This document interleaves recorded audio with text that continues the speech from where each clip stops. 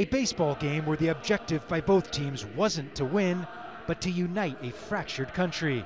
And it began with a patriotic song.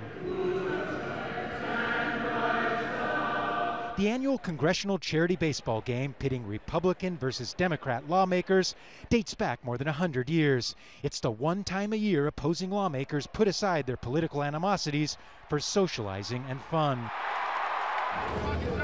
But this year's game is like no other, happening less than 48 hours after a man who was disgruntled with President Donald Trump and the Republican Party opened fire on Republican lawmakers at a morning baseball practice.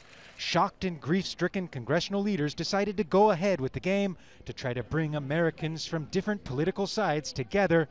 And most of the estimated 25,000 fans who streamed into the stadium said they were there for soul-searching on what's happening in America. Well, obviously what happened yesterday was, tragic and scary for democracy. But at the same time, the message that we're talking about where I work is bringing all Americans together. So, this is a good time to do it. Play baseball, play the America's pastime.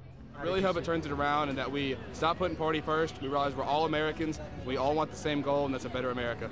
Clearly everybody agrees there's a lot of unity here right now, but the big question remains is after this game is over, and in the coming days when the memory of the shooting starts to be forgotten, will politics in America return to the divisiveness that it's seen the last few months?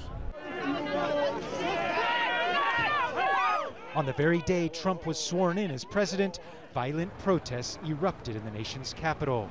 And earlier this month, pro and anti-Trump protesters fought in Portland, Oregon, just two examples of increasing political violence and aggression, many attribute to the political discourse in American politics that has gotten less civil.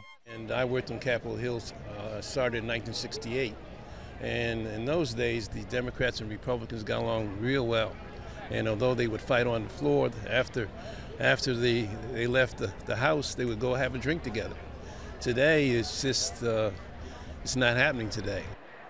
But as baseball played on, questions if a friendly game between political rivals will be enough to cool political tensions that have been simmering throughout the country for months. Gabriel Elizondo, Al Jazeera, Washington.